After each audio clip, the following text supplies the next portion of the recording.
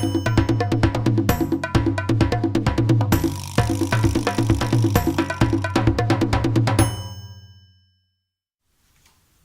et bienvenue dans cette vidéo où je vais vous parler bien sûr des 77, mais les 77 revus et corrigés en jeu de société.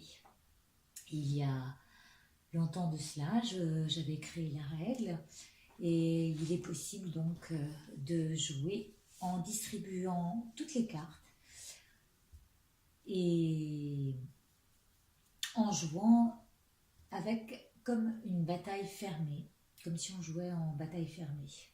Donc apparemment ici je vous ai mis 5 personnes imaginaires et le but étant de construire une histoire et surtout d'amener chacun à développer son intuition. Donc je vais vous lire la règle telle que je l'ai écrite. Dans la vie, des choix nous incombent. Prendre une seule direction, emprunter plusieurs chemins qui mèneront sur la voie. Ce jeu nous invite à introduire nos idées d'abord sur un plan ludique afin de les laisser naturellement émerger de notre imagination. Face aux multiples combinaisons entre les 77 cartes, les illustrations associées entre elles offrent de nombreuses versions de lecture exploitables. L'interprétation s'exprimera suivant la sensibilité de chacun. Alors, laissez-vous aller, laissez-vous guider par votre lumière intérieure, abordez cette capacité innée qui est en vous de réveiller votre conscience pour l'utiliser dans votre quotidien et en vous faisant davantage confiance. Ce peut être un véritable outil de soutien au développement personnel. C'est en termes de cartomancie que nous aurons la possibilité de consulter l'oracle pour trouver une solution aux problèmes qui nous préoccupent. C'est ce d'ailleurs pour quoi chacun jusqu'ici m'a acheté l'oracle. Le jeu de société, lui, sera basé sur un mode intuitif, totalement imaginaire, où chacun portera sa vision des choses et pourrait même se découvrir alors un sixième sens encore insoupçonné. Conviez vos proches à un moment original de pure fantaisie qui sera de décoder les signes, d'en transcrire le contenu, le but d'inventer une histoire ou de se pencher sur le destin d'un des participants. C'est alors à tous les joueurs qu'il revient de créer l'aventure. Drôle, rebondissant, abracadabrant, c'est un véritable événement pour l'un d'entre vous que cette séance qui lui sera dédiée. Celui qui détient la carte 77. Donc en fait, le but, c'est de trouver dans l'un des tas, dans l'un des joueurs, qui a la carte du consultant. Parce que ce sera le regagnant de ce voyage, un voyage qu'il ne pourra oublier. Pourquoi? Nous le saurons plus tard. Pour l'instant, je vais arrêter la vidéo pour pouvoir trouver lequel de ces tas a la carte du consultant. Donc je continue. Ici, il y a 2 tas qui ont une carte de plus. On a les tourner dans le sens des aiguilles d'une montre. C'est ce tas-là qui se trouve être la personne à qui on va dédier l'histoire. D'accord? Et donc je continue. C'est donc à des fins, je disais, illusoires ou prémonitoires ou même complètement inventées que nous nous prêterons au jeu en découvrant notre potentiel clairvoyant, élaborant tous ensemble un scénario inspiré, ponctué de révélations diverses. Donc ce jeu, il est composé de 77 cartes. Donc 76 maintenant, et d'un petit livret explicatif. C'est pour qui? Ce jeu s'adresse à tous, enfants, bien sûr à partir de 7 ans, on va dire de 7 à 77 ans, moi ça me va bien, et adultes, Et donc ils peuvent tous s'amuser entre eux, leur imagination vagabondera, pardon, hein, j'ai du mal à parler, au gré des images qui défileront sous leurs yeux. Ils développeront ainsi leur esprit créatif, osant mettre un nom sur ce qu'ils voient, mentionner ce qui anime leur pensée, ce que les images leur renvoient comme détail. Donc, combien de joueurs? Eh bien, on peut jouer à partir de 2 ou 3, au maximum 76. Chacun aura une carte dans ces cas-là. Le but du jeu, donc, c'est d'inventer une histoire à partir de symboles illustrés par les cartes. Celle-ci sera alors retranscrite. Au départ, je voulais le faire sur papier et je me suis dit qu'aujourd'hui, avec les outils qu'on a, l'avantage, c'est qu'on peut non seulement prendre une vidéo, mais aussi enregistrer la séance. Le mieux, c'est avec la vidéo, c'est clair, parce qu'on a aussi l'image. Donc l'outil, un téléphone avec une bonne caméra ou un enregistreur, et les cartes spéciales qui ressortent sont le consultant et le script. Le script, donc, c'est celui qui juge.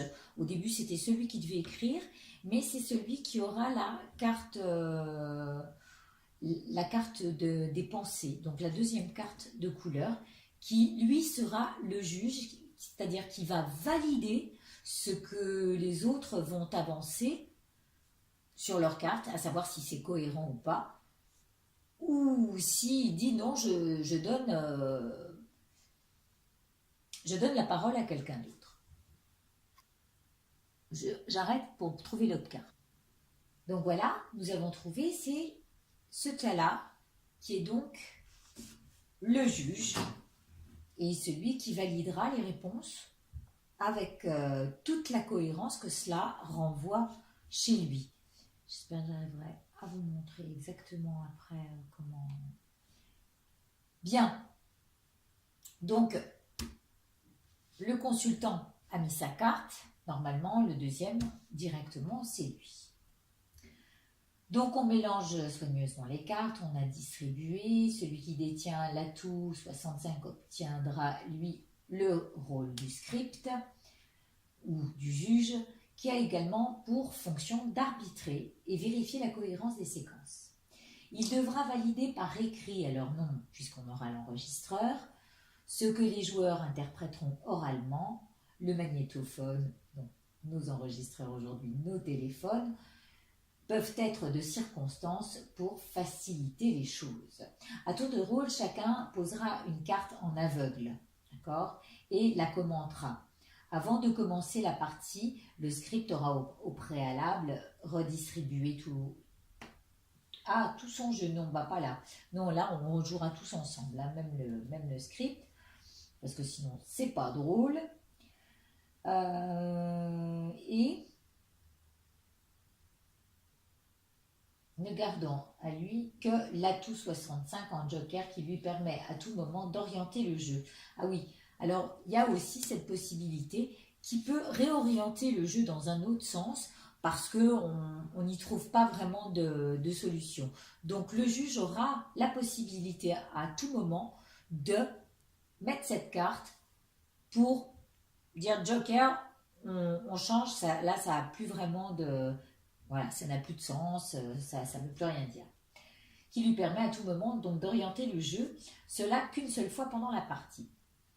Certains sujets épineux, voire intimes, peuvent créer certains malaises. Bon, un malaise, oui. Donc le juge doit faire preuve de discernement en stoppant net. Il imposera alors un thème précis qu'il souhaite évoquer. Ou même quelqu'un d'autre, hein, si quelqu'un dit oh ben non, là je trouve que c'est un peu gros, voilà, on a le droit d'arbitrer, même si on n'est pas celui qui joue. Il se peut qu'un joueur peine à faire coïncider les interprétations entre elles. Dans ce cas, le script lui vient en aide, donc le juge lui vient en aide, se référant au numéro de la carte donc, et au petit livret, en cherchant la signification exacte dans le livret où différentes solutions sont proposées. Si le joueur, avec ces données, n'imagine aucune suite qui convienne, c'est alors à l'assemblée de proposer une ou plusieurs idées en rapport avec le symbole et la suite des cartes et de décider, avec le juge, de sa validation. Si personne ne trouvait de sens à cet endroit du jeu, le joueur passe un tour complet, présentant toujours la même carte le tour d'après. Et oui, c'est pas parce que on passe son tour parce que ça n'a pas de... On se dit peut-être qu'après ça aura plus de sens. Voilà. Donc, le déroulement du jeu, on va essayer, hein. On commence. Ah, ça commence par la carte de l'énergie actuelle, l'argent. Voilà, c'est peut-être, en tous les cas, tout de suite, on parle de problèmes d'argent ou peut-être davantage monétaire. On continue.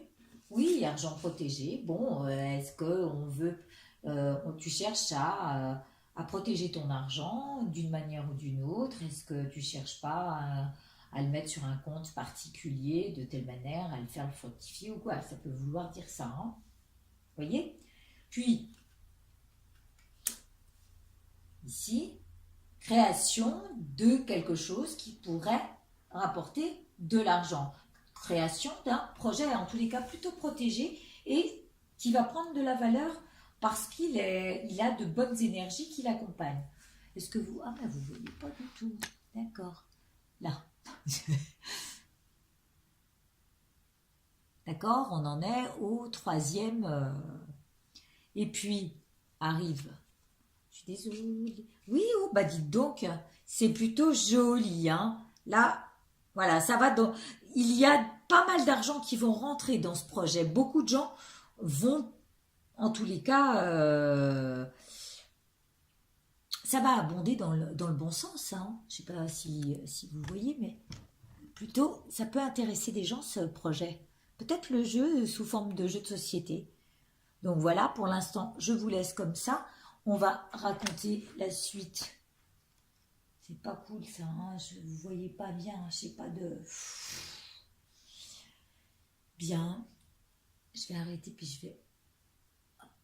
Voilà, pardon, je me suis placée autrement pour que vous puissiez voir. Et donc, on continue. La prochaine personne va apporter cette carte-là qui dit, ah bah oui, là, il y a vraiment des gens apportent des dons. C'est comme si on donnait, ou en tous les cas, il y a différents apports, on dirait. Hein. Puis le juge, qui met aussi sa carte, et là, étonnamment, alors vous ne voyez pas, ça parle carrément d'autre chose. Ça parle de corps, de bien-être de la personne, peut-être. Hein, ça peut être ça. Ou soigner le corps. Alors, ça peut être offrir un soin du corps. Ça peut être ça. Mais ça peut être aussi vouloir aider un projet qui est en rapport avec le corps ou voilà le côté charnel. Alors ça peut être des massages, quelqu'un qui veut ouvrir un salon esthétique ou voilà quelque chose en rapport avec la beauté du corps. Hein, ça peut être ça. On continue l'histoire. Donc la personne concernée met aussi une carte et là elle voit, c'est bizarre, hein, et vous ne voyez pas vous, donc on va passer celle-là. Il faut avoir une grande table, je crois. Ou en tous les cas, une fois que les cartes sont passées, voilà. Apport. Ça peut être un parfum, hein. la fleur avec le corps, quelque chose qui parfume le corps.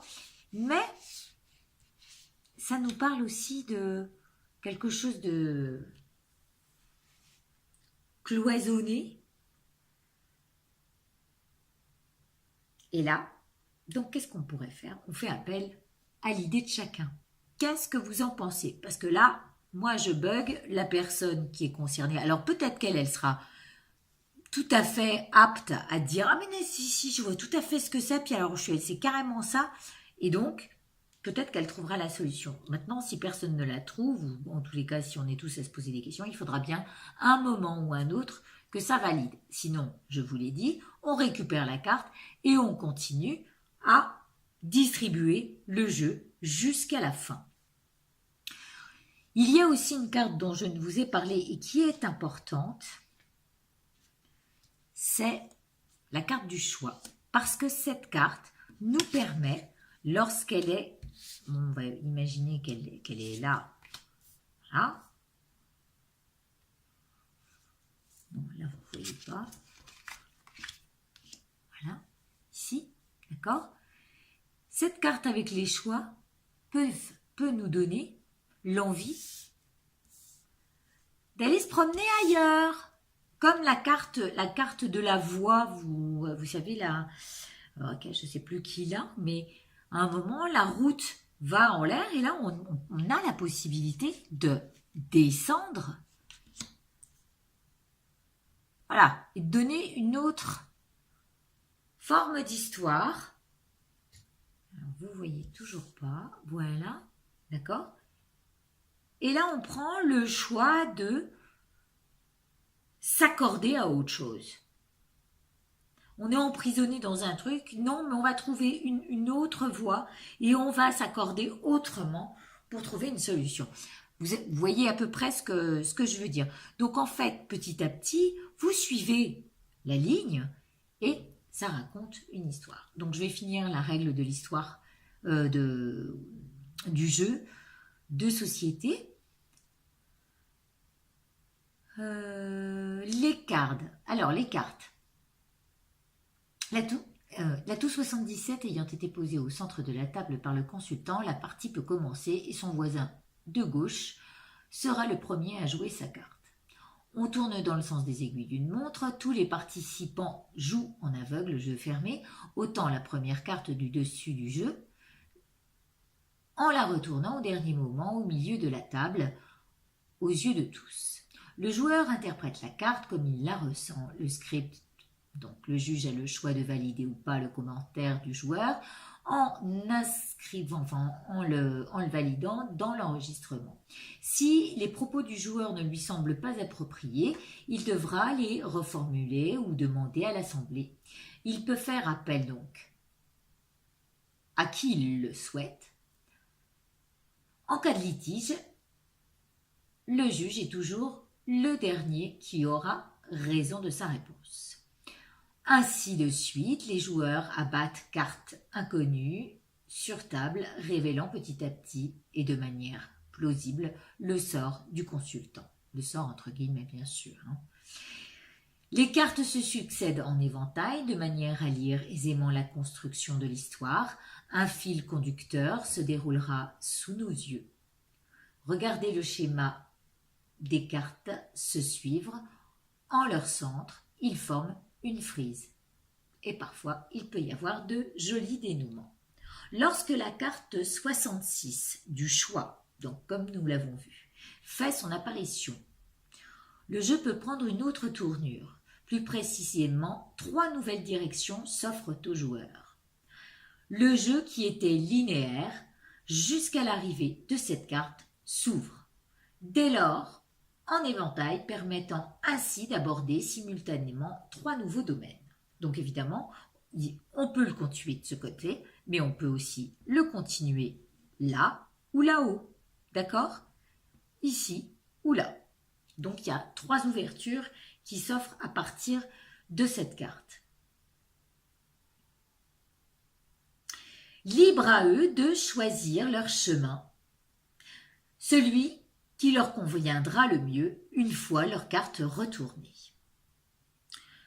On s'engage dans une voie, rien ne nous empêche d'en essayer une autre ensuite pour revenir, si jamais la carte qu'on a en main nous va mieux sur un autre chemin, on peut, hein, bien sûr.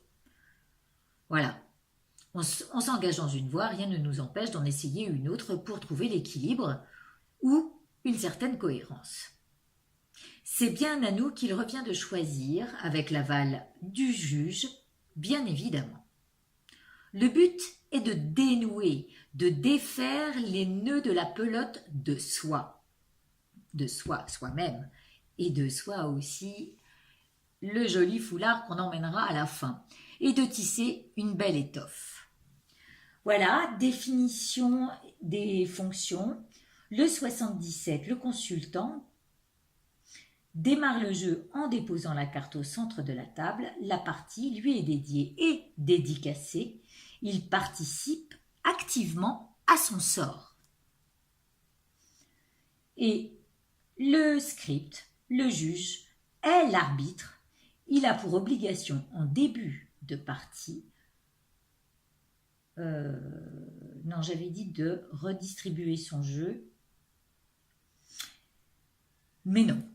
Finalement, il garde son jeu et il joue comme les autres. Donc il y a des exceptions. Lorsqu'en début de séance, l'un des joueurs se trouve avoir les deux atouts. Oui, ça peut arriver. Il peut avoir donc celle-ci et celle-là. Ce dernier doit présenter face cachée sur la table les deux cartes à son voisin de gauche, auquel il cède alors une des fonctions. Et voilà, eh bien écoutez, après ça, je crois que je vous ai lu la partie complète la règle complète du jeu. J'espère qu'elle vous plaira et puis du coup, avec Noël approchant, je pense que ça peut faire un joli cadeau de jeu de société. Voilà, je vous remercie de votre attention.